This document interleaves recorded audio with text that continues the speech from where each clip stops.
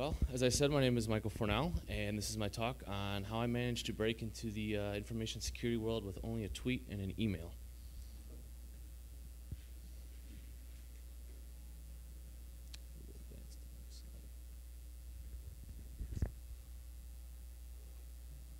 It's thinking. There we go. Thank you. All right, so a little bit about me. For 6 years, I worked as a web producer. And I worked for a travel company in Milwaukee, Wisconsin, where I basically did front-end design, email marketing, the kind of flashy stuff, come take a trip to Aruba. So you got bored. I did get bored. And then, as Jimmy had said, I got bored with that and decided, you know what, I need a change. So I went back to school. I went and I'm in the process of finishing my bachelor's degree in information security and computer forensics from Kaplan University. During that time, to get in, I kept hearing about, you need certain certifications and so on, and thought, okay, well, what's an entry-level certification? Well, the only one that came to mind was the Security Plus for CompTIA. So I went and took that, studied for it. It took like 6 months and really tried to study as hard as I could. Well, and unfortunately, the test was actually harder than I thought it was going to be. So I didn't exactly pass it. You needed 750. I had 715, so, just barely. And with that, I thought, okay, great. So that's an entry-level certification. I didn't get it. What are my chances now of being able to get an actual job now in information security? So I reached out to a couple people, and I reached out to one person in particular on Twitter and said, hey, asked him the question, what are my chances of it? And he had said, well, it's a great one, but it's known in industry, but it's not known. Everybody wants you to have your CISSP and so on. And so him and I kept talking back and forth, and he sent me an email and said, why don't you email me your resume, and I'll take a look at it. I said, okay, so I sent him my resume and kept talking, and he's like, I've got this position available for a security analyst. Why don't you apply for it, see where it goes? At least you can have the ride of interviewing for it and so on. And well, that was October, and went out there in November and to Seattle. And come February 6th, I was hired on, and right now, as of now, I'm a security analyst for Providence Health and Services in Seattle. We are a very large organization. There's about 64,000 employees.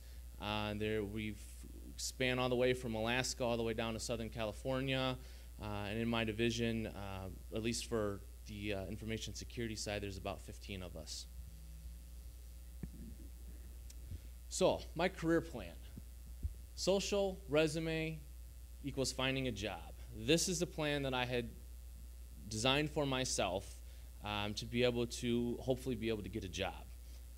So you create your networks and your relationships, pad your resume with education and your understanding, build your skills and experience, and all that, like I said, will lead to, hopefully, a job.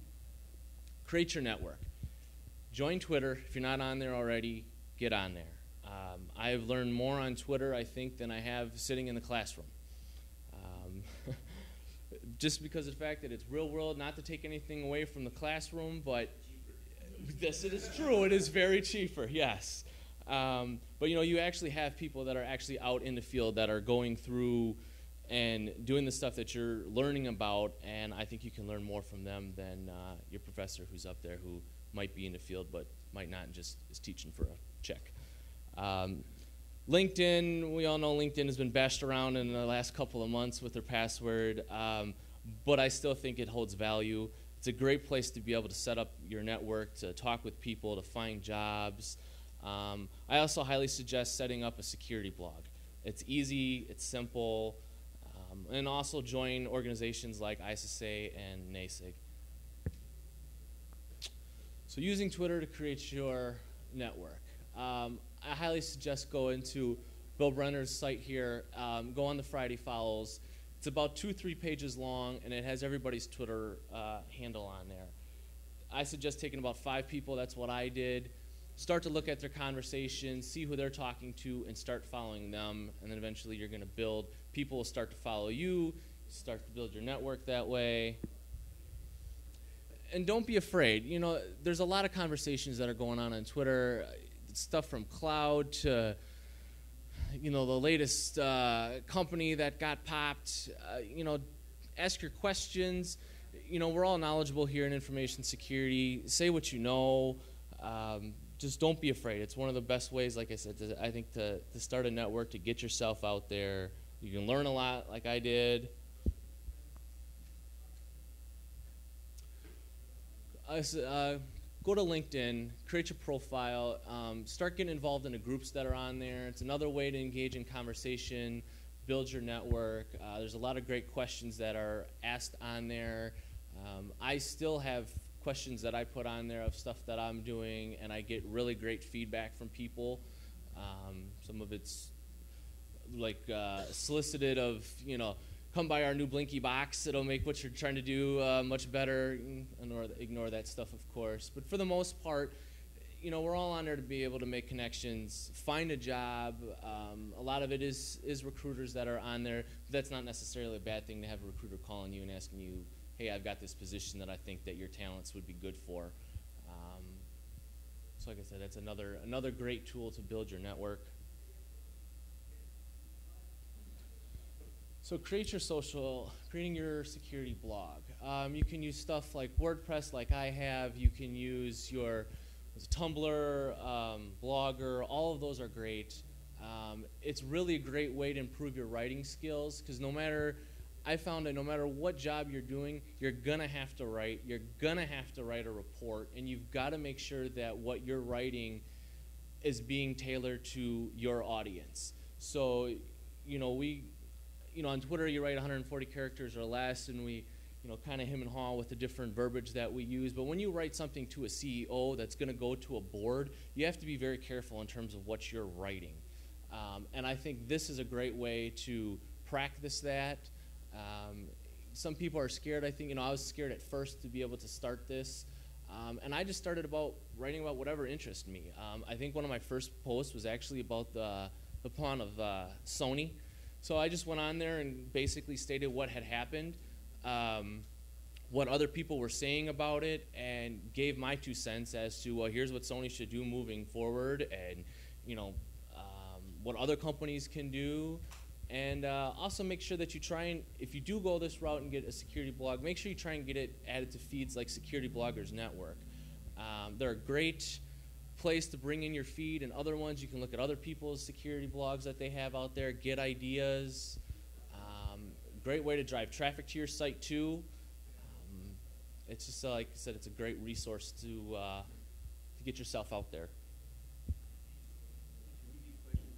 Yeah, at the end. Yeah. Huh? Okay. You know, another aspect with social is, again, of expanding your networks that you have. Twitter and everything is great, but you really want to get out there and be able to meet people. Joining groups like ISSA and NASIG are fun. You know, it's a little bit of a different crowd. Some of them, I haven't joined NASIG. I'm new to Seattle, and I know we've got a chapter there, so I've yet to make it there. But ISSA, I've been there. Went to the one in Milwaukee. I've gone to the one in Seattle. Some of them it's different just because of the fact that it is a little bit more corporate, but nonetheless, it's still networking. It's still people in your field. They still have going through the same stuff that you're going through. Yes, exactly. You know, they always have speakers. At least for the one in Milwaukee was great. They had speakers, and then they would give you they had a raffle for a book at the end. I mean, who doesn't love a free security book? You know, those things are like $50. So, you know, if you can get one of those, it's always good. You know, and who knows, somebody in there might actually have a job. A couple months ago, I went to a Agora meeting in Seattle. Pretty good turnout.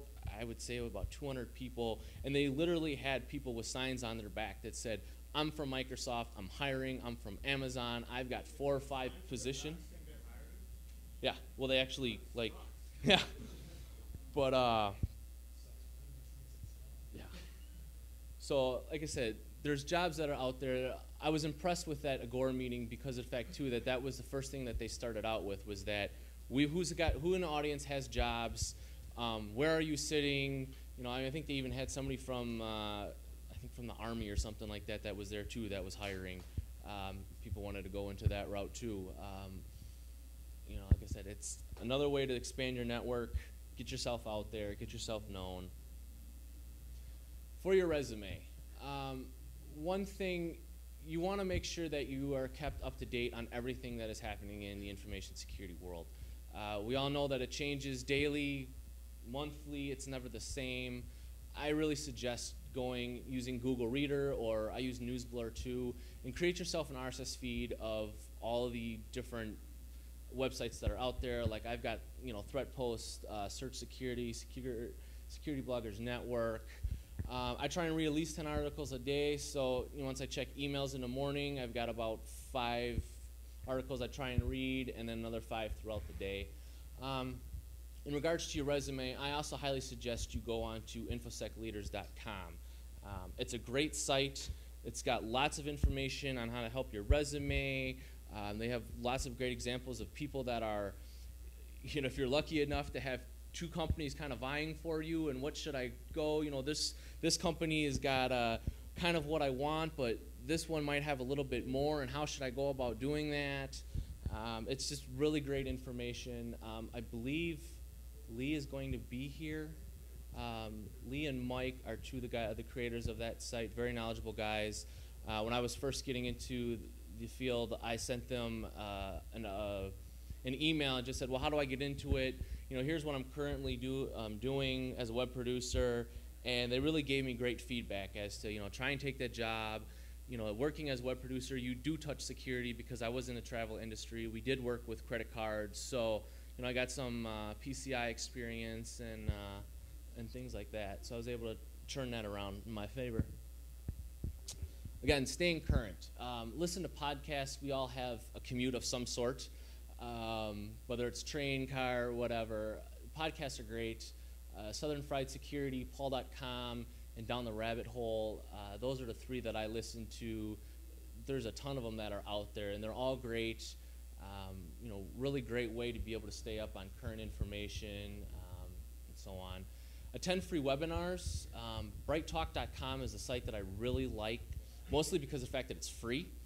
And they have everything in information security that you could probably want, from privacy down to cloud to governance, you name it, it's on there. It's also a great way.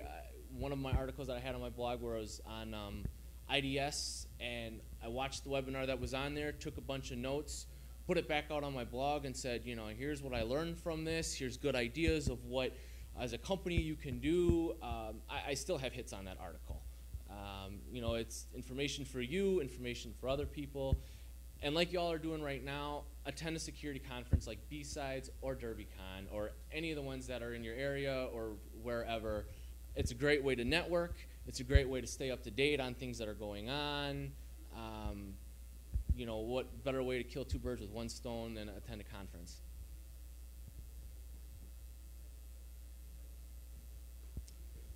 All right, so getting that hands-on experience. Everybody's catch-22. You've got all this knowledge, you want a job, but that place that you want to work for won't hire you because you don't have the 20 years of experience that they want.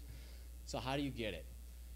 I highly suggest creating a home lab. It's the easiest, probably not as expensive to do. I went and grabbed a book called Build Your Own Security Lab by Michael Gregg. Great book. Went everything from network to Metasploit, and forensics was built into there. Just a great book. It was like about $50 or so. With creating your home lab, when I went for my interview for my current position, my boss had asked me, well, what do you do to keep your skills up to date? Do you attend conferences and stuff? And I said, well, yeah, but I also have a home lab that I have. And we went into details about that. I told him, I said, well, I've got Snort running on there to play with. I've got that running into a database so that I can check the logs and see what's going on. I try and work with Metasploit, for me, as hard as it is. I try and just break what you can on there without actually being able to get arrested for it. So you can have free will. Like I said, go to a thrift store, grab a couple of boxes from there. I see them there all the time. They're like $5. Rebuild them. use it as a box to go after. Look for internships. Some places have them. They're not as prevalent as they used to be, but they are still out there. Some of them, if you're lucky enough, will pay. Otherwise, others they might not, but you're still gaining the knowledge that you can put down on your resume as well as the experience. Look for projects to help with. Some of us, I don't know if your parents come to it all about, hey, my computer doesn't work. That's all stuff that you can put down on there and say, okay, you know what, Mom, your computer's running slow. Let me help you with that. I bet you've got some malware on there or something like that. Go through there, find it, get rid of it, put it down and say, you know what, I maintain my home network, I maintain my parents' network, and here's what I do for it. I've set up firewalls, the whole works. Employers want to hear that. They want to hear that you're actually keeping up to date with stuff, that you're getting your hands dirty. Attend classes as well. For me, I went back to school, but not say that you actually have to go back to school or have to go for a degree.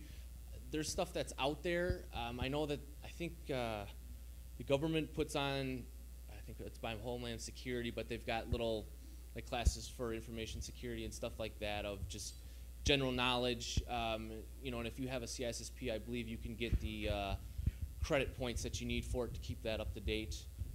Make sure again too that you're documenting everything that you do. So if you set up a home lab and you're using Metasploit, make sure you're taking screenshots of those and you're putting that out on your blog or somewhere for an employer to be able to see you, whether it's your own website, whatever it is. Make sure that they're out there so that they can see that, yes, you're working with this type of technology and he used whatever latest exploit that there is and he was successful at it. And also, again, go for certifications in any training programs that you can. Sometimes if you're in certain groups on LinkedIn, they'll give you free training.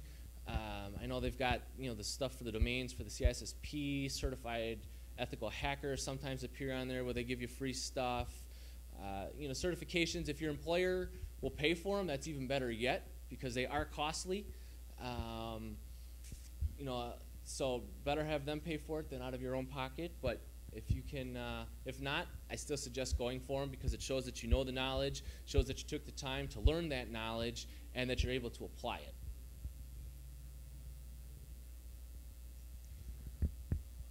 So, finding a job. Watch for job posts on Twitter. I use TweetDeck. I think every day I see a job for either web app security, database, something. They're out there. I know Veracode is hiring right now. I believe White Hat is hiring right now. I think Matt J is supposed to be here tomorrow. I know he had put a tweet out earlier that had said that, hey, I'm hiring. If you can find me, give me your resume. So if you guys have copies of your resume, make sure you try and find him and give it to him. Great guy. I talked to him before. He's down in, I believe, Texas right now, but I know White Hat is all over. So you might have something there or elsewhere. Also, SecTwits for Hire. That's another great one on Twitter to follow because that's where places can go and post jobs, and you can also go on there with that hashtag there and say, hey, I'm a Linux guru, I need a job.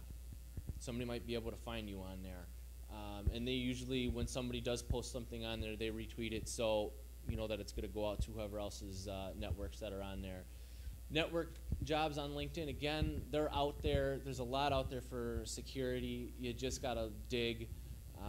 Research security companies. Check out the positions and follow them on Twitter. I found this to be very helpful. Not only that, because of the fact that you can see what they are looking for in, say, a pen tester. What skills are they looking for that you have that would match, that you would make you would want to apply for it? But at the same time, well, maybe I don't have that skill, and now I know that I need to get that skill so that I can apply for that job. Most of the time, they'll follow you back. Mandate was a company. They're based out of New York. I think they're also in LA, too. I'd applied for a position with them for a security analyst, and they followed me back. And with that, I was able to talk to them a little bit more about the position rather than just kind of wonder what they were really looking for. I didn't get the job through them, but I was still able to talk to them and say, hey, I know you all looked at my resume, and you said I didn't have what you were looking for, but what were you really looking for, and what can I improve on there so that I am a little more looked at by you guys? Also, get locally involved. A lot of places have meetups. When I lived in Milwaukee, we had InfoSec, which is a group of security professionals, and basically we just got together at a bar, drank, and talked, kind of like what you do here, although you don't have to travel as far. There's other local events that are all over the place, so they're all on the internet. Google it, find it, get involved. Get involved with Bsides, get involved with another conference that's going on. It's a great way to get yourself out there, network. You're covering all your bases. Who knows, somebody out there too might actually have a job for you. So again, good luck, and thanks for attending my talk. And we'll go with questions. Do you have a question? Sure.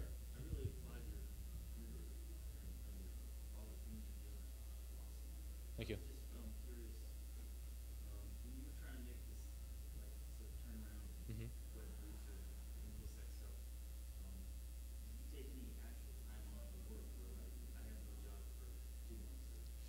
No, that I didn't. I have a family to take care of, so I couldn't. I just tried to use what I was doing with that company and trying to gain whatever security that I could. I knew this main security guy that was there, and I tried to shadow him, if I could. Otherwise, I just tried to look at it and go, okay, well, I'm working with this technology. I'm working with JavaScript. What are the security vulnerabilities for that? What should I be looking for when I have to put it into a web page? Things like that. Yeah. I don't know, does that answer your question? Yeah. Okay. Yeah. Do you have another one? I do. Yeah. Sure. Yeah. The blog, I really like the blogging idea, but I'm wondering how much time, sort of like per day or per week, you afford that. Well, I found that kind of challenging. it is very challenging. I had set a goal that I was going to put out one every 2 weeks. I still haven't met that. I think the last one was that I was announcing that I was speaking here. Now I kind of try and shoot for once a month. Now my blog posts usually consist of the analysis that I'm doing for my company. I rip out Providence or whatever and kind of change it around so that it meets not so much of a corporate world, but more of a everybody's world. It is very hard. It is time consuming. A lot of you go out there and figure out what how many posters should be out there. People are going to tell you should be out there 5 times a day. Not all of us are going to have that time. Unless you're doing marketing and that's your job, then I could see that you would have that. But, I think if you were able to get out there once a month, get a good blog post out there, I think your traffic would be great. I think that's a goal that you should shoot for if you're going to go with a blog, at least try once a month.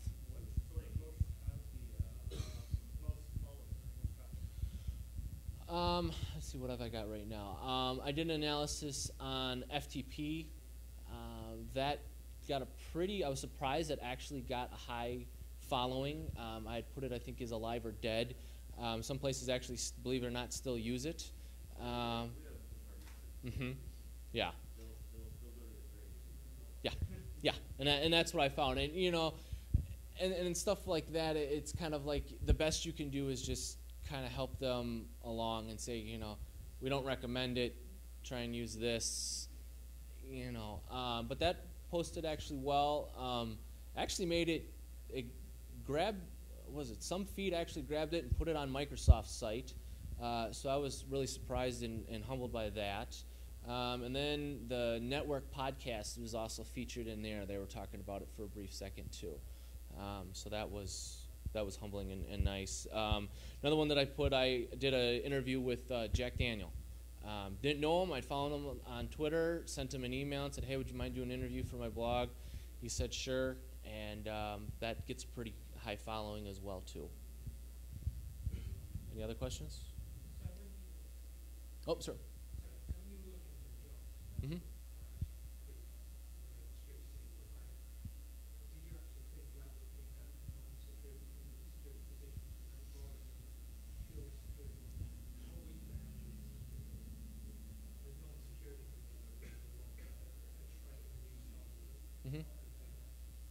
Well, I mean, my current field is the healthcare.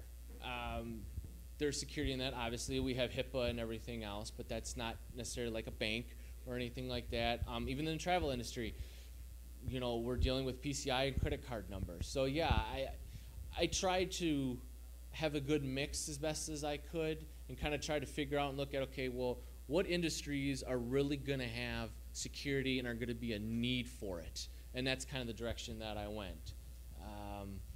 Sometimes you win, sometimes you get them, sometimes you don't. But yeah, that's a very good idea, is to look elsewhere too. Do you have a question? Yeah. Did you have any experience with looking at careerbuilder.com or Monster or any of those things? I went on there. I filled out a bunch of stuff. I never got anything back. And a recruiter once told me that 80% of your jobs are not going to be found on Monster. They're not going to be found on CareerBuilder. And I really thought he was full of crap. I was like, whatever, dude. And he's like, no, it's going to be who you know. It's going to be on social media. And he's right.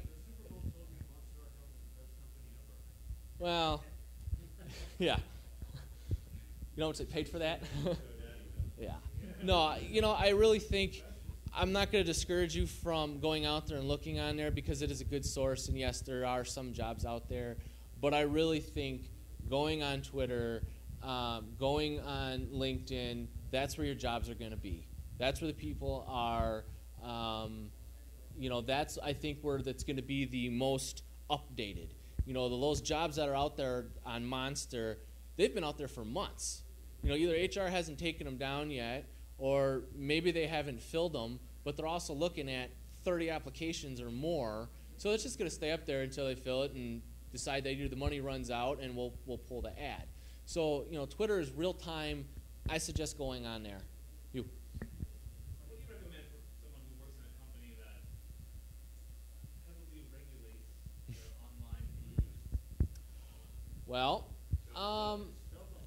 yeah, yeah, yeah, yeah, exactly. I would, yeah, but I wouldn't use. Everybody here probably has a smartphone, iPhone, whatever. Use that.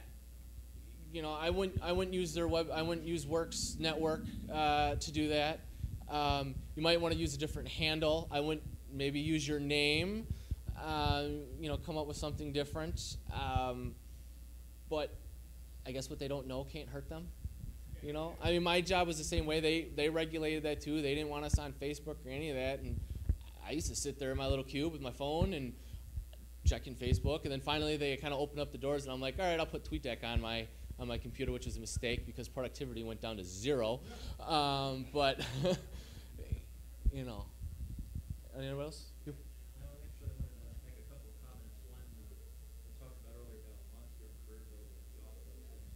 And also found out that some of those jobs are simply posted because companies need some kind of requirement. Mm-hmm. And what really has happened is the job's already allocated talent. Like internal hires. Yeah, something like internal hires, or they're required to post for so many days to meet some regulation, but they already have the person picked out. Mm-hmm. And then the other thing is that I actually am from, right now I'm QA software testing, but there's a bit of a security slant to it because my company has asked me to start doing security software testing. So that's when I'm coming to all the conferences. So do you pay for training? Unfortunately, that's one of the problems. I went to Black Hat training here in November, and what they told me was they would not reimburse the Black Hat training. Oh. Because they consider it a hacker conference. What? That's ridiculous. Black Hat. Black Hat. So anyway, what do they consider appropriate training? RSA. Oh. Now, believe it or not, RSA is a sponsor of Black Hat, and guess what? They buy RSA products. So that's really interesting. Yeah. But anyway, I could go on and on about this decision, and I can do that after this. But what I wanted to basically kind of describe my path down the security path, as it were, to basically add the security software testing. So that's why I'm coming to all these conferences to learn SQL injection, things like that. And in addition, I actually went and got my security plus certification as well. I just barely passed it at 751. Ooh. Out of 750, 750 Yep. was required for that exam.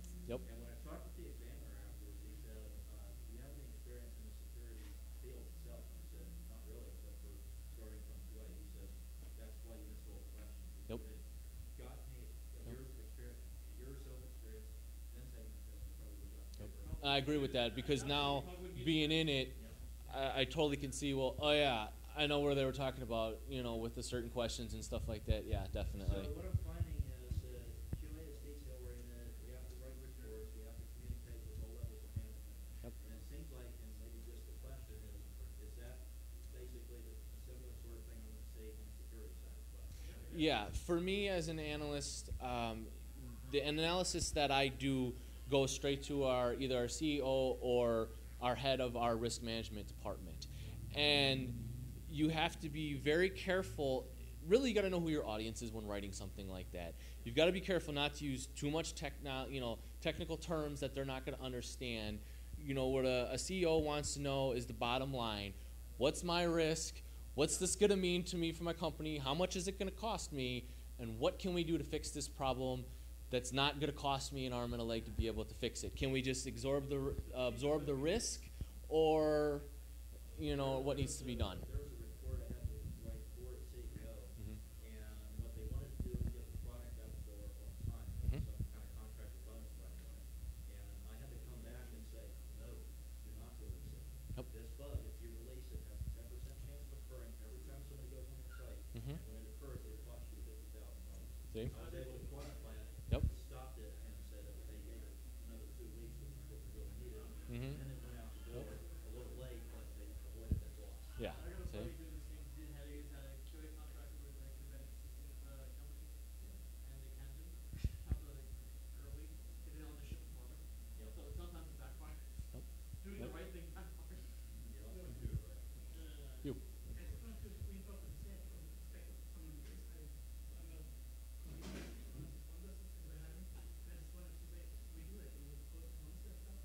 But we see that because we're a company that is not a security company, but we have a enough security team, and we're not viewed and we're not seen in the community as companies who look after the big security team. It's pretty hard for us to get good people. So I want to encourage you, as before, that do look at companies that are not specific on security company, because there are a lot of jobs out there. And we do that, we go to LinkedIn, we try to find people there, because at the moment it's pretty hard to get people.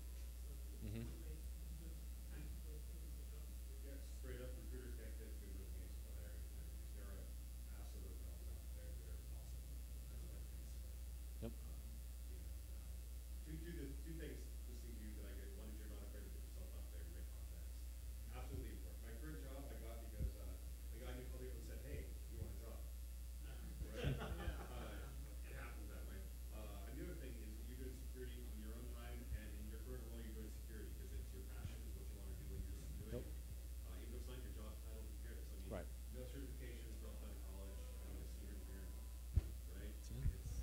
Because it was what I was doing. Exactly. And talking with my boss the other day, I had asked him. I said, Plano, why did you hire me? I mean, I don't have any experience in security. All I have is what has come out of classroom work. And he said, it's your social. It's the fact that you went out on Twitter, that you talk to people, that you blog. We can see it's a passion for you. That's what we want. If you enjoy your job that much, something like that, you're going to be good at it. And even beyond that, I do AppSec, and most of my problems are not technical problems. I can solve any problem I can find in the micro. They're people problems and managing them. So it's people skill. It's I can find a million people who can pass a text screen, but someone who can do that and influence people to do the right thing. That's I found that the lab, really know like a lab at home is a real plus. It turns out with you can get yourself in front of either manager who's hiring or just people who aren't that technical because they just think like this guy's got to be psycho for having a rack at home. Dude, that's not the job you really want. Yeah. Couple of comments. One is about the boss, just don't forget. Actually, two things. The companies are saving money at the moment, so most of them are only advertising on their Yep. websites, and HR departments don't know this risk. Yes. So Oh, yeah. we've got people pasting it on Facebook, and they've got lockdown Facebook feeds. Yeah. And I mean, and HR departments are starting to come around. They're starting to see that Twitter and the social networks are a good medium to be able to recruit people because that's where people are. Yep. I think the other thing is, from a hiring manager's point of view, there's stuff you were doing about getting out there, getting involved with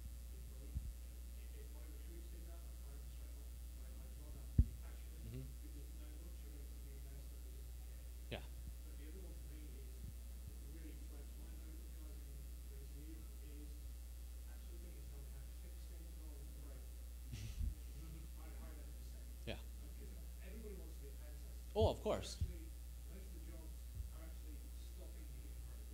Yeah. So if you can tell me how to fix things. Yep. Yeah. Yes. I come from I've worked on inside security, Mhm. but the thing I would add is open source function development is crucial for a technical person. Mhm. I'd rather see a good GitHub account than a good resume, in my opinion. Yeah. Well, very good. Anybody else have another question? Who's looking for jobs? Ah. I'm not sure how people throwing your hands up. I'm always looking. I love my job. I'm always looking for a new job. And who has jobs? No, like has jobs hiring. Oh. Right. So if you're looking, you saw hands go up. Go find people. University of Kentucky, we're hiring. Microsoft. All right. Just so you guys know, we're recording all of these presentations, so if there's anything you missed, give it about a week. Check out irongeek.com, and you'll be able to see all the presentations from this weekend. This week. So irongeek.com. Cool. All right. Well, thank you all.